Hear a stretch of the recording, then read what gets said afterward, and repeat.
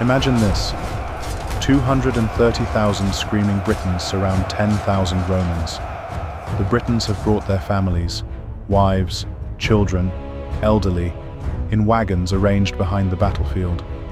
They have come to watch the slaughter.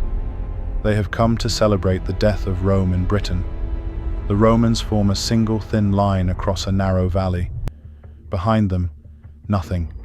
No retreat, no reinforcements, no hope. The odds are 23-1. By sunset, 80,000 Britons will be dead. The Romans will lose 400 men. Watling Street, 60 AD. The most lopsided victory in Roman history. The day a queen's vengeance drowned in the blood of her own people. This is not a battle. This is a mathematics lesson written in corpses. To understand Watling Street, you must first understand what Rome did to Boudica. She was queen of the Iceni, a Celtic tribe in eastern Britain. Her husband, Prasutagus, had been a client king, a puppet who kept his throne by bowing to Rome. When he died in 60 AD, he left half his kingdom to the Roman emperor and half to his two daughters. He thought this would protect his family. He was catastrophically wrong. Rome did not share power. Rome did not honor the wishes of dead barbarian kings. Rome took everything. Imperial procurators arrived to seize the entire Iceni kingdom. When Boudica protested, they had her stripped naked and flogged in public. A queen, whipped like a common slave while her people watched. But that was not the worst of it. Her two daughters, teenage girls, princesses of the Iceni, were given to Roman soldiers. What happened to them was never recorded in detail. It did not need to be. Every Briton knew. Every Briton remembered. Rome had humiliated a queen. Rome had violated her children. Rome had made a fatal mistake. Boudica did not weep. She did not beg. She raised an army. The rebellion exploded across eastern Britain like wildfire. The Iceni rose first. Then the Trinovantes joined, another tribe with fresh wounds from Roman cruelty. Then others, and others. Within weeks, Boudica commanded an army of over 100,000 warriors, and it was still growing. They marched on Camulodunum, modern Colchester, the first Roman colony in Britain. The city had no walls. The veterans who lived there were old, comfortable, unprepared. They sent desperate messages to the Roman procurator for reinforcements. He sent 200 men. 200 men against 100,000. Camulodunum burned for 2 days. Every Roman sympathizer, every man, woman, and child who had collaborated with the occupation, all of them died. The Temple of Claudius, symbol of Roman divine power, became a tomb. Defenders barricaded inside were burned alive. The 9th Legion marched to relieve the city. Boudica ambushed them on the road. The entire infantry, over 2,000 men, was annihilated. Only the cavalry commander escaped with a few hundred horsemen. A full Roman legion, destroyed by a barbarian queen. Rome had not suffered such a humiliation in Britain since the invasion began. But Boudica was not finished. Londinium was next. Modern London. A trading settlement of perhaps 30,000 people. Romans, merchants, foreigners, Britons who had chosen Rome over their own kind. The governor of Britain, Gaius Suetonius Paulinus, was in the far west and campaigning against Druids on the island of Mona. When he heard of the rebellion, he raced back with his cavalry, arriving in Londinium days ahead of his infantry. He assessed the situation. He had perhaps a few hundred horsemen. Boudica had over 100,000 warriors and was approaching fast. Paulinus made the coldest decision of his career. He abandoned Londinium.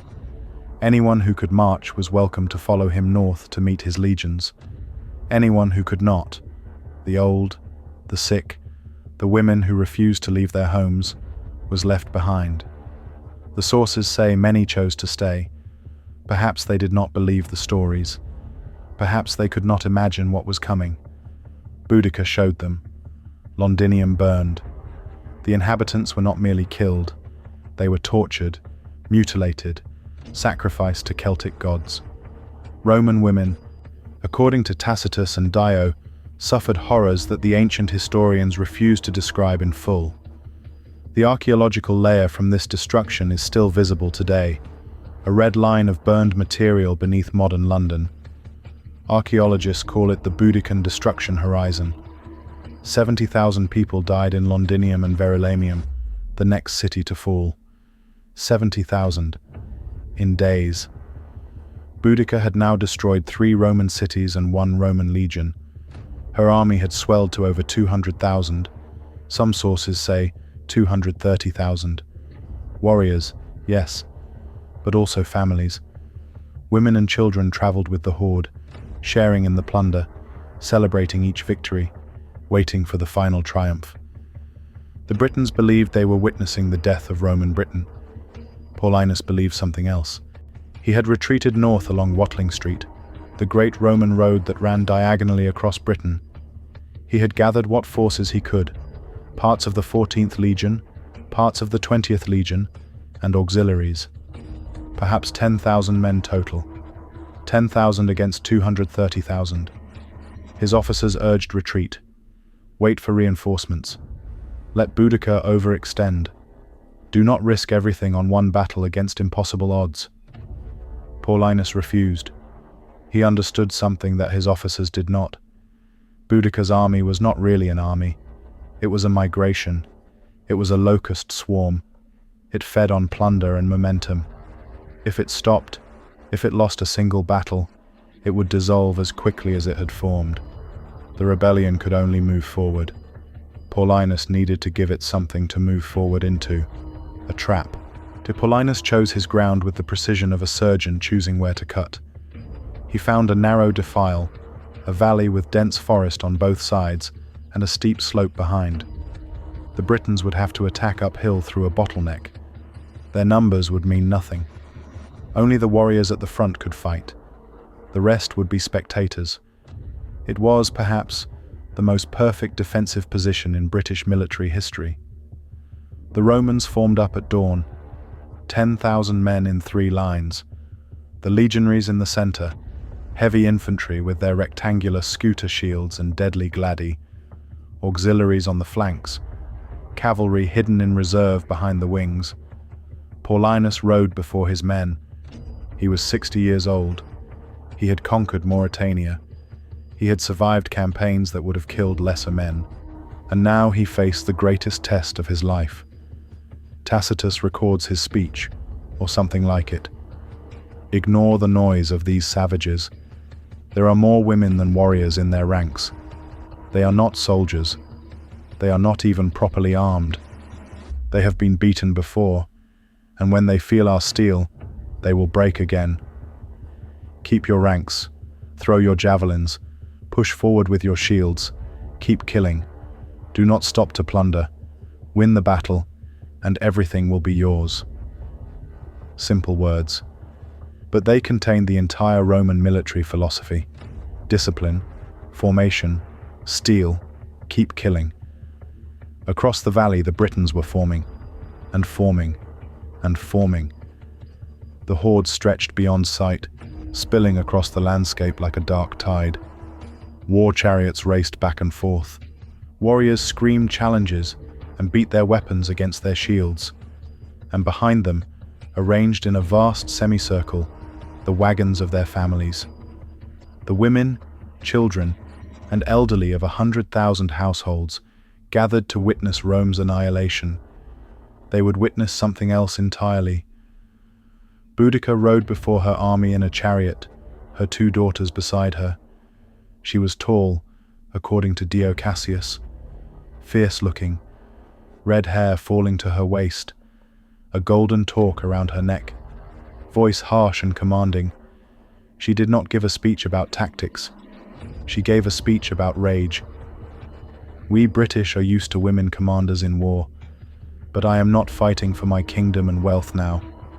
I am fighting as an ordinary person for my lost freedom, my bruised body, and the violated honor of my daughters.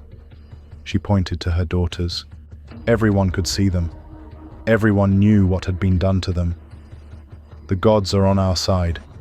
One legion dared to face us, and it was destroyed. The others hide in their camps or think only of escape. They cannot even stand the noise of our thousands, let alone our attack.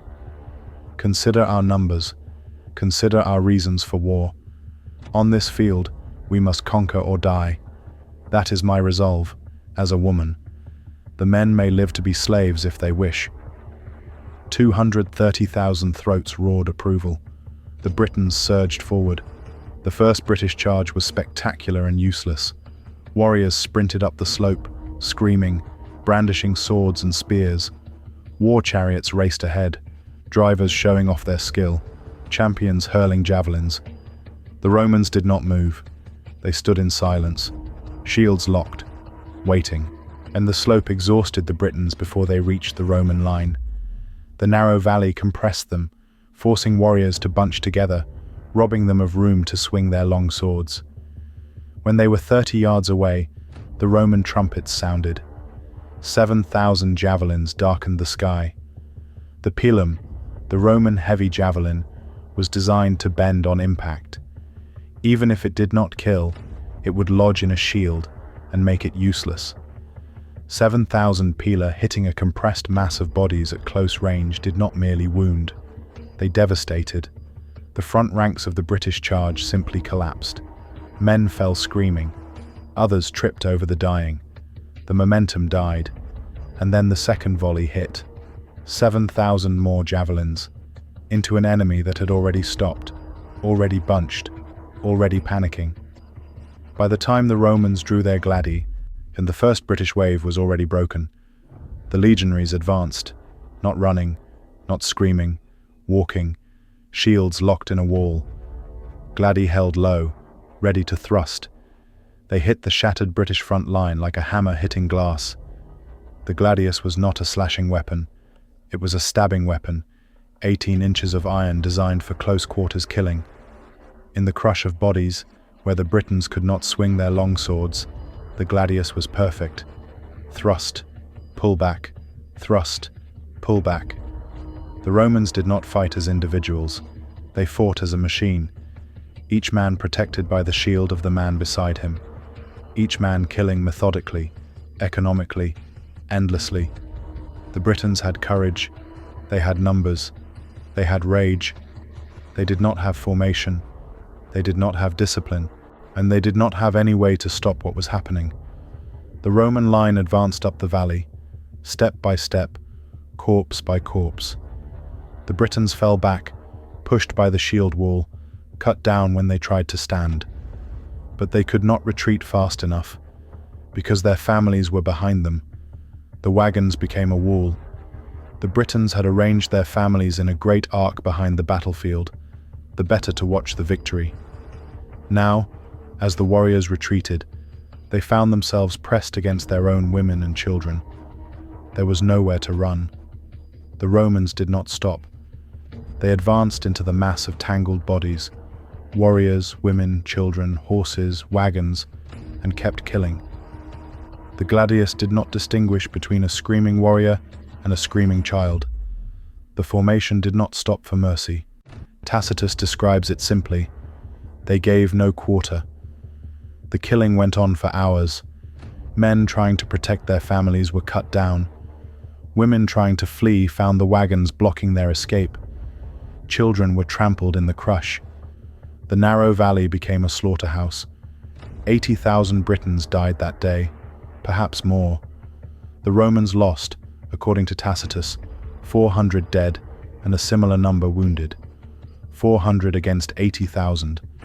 The mathematics of discipline against chaos. Boudica escaped the battlefield. The sources disagree on what happened next. Tacitus says she took poison. Dio says she fell ill and died. Some modern historians suggest she may have survived briefly before taking her own life. What is certain is that she never led another army.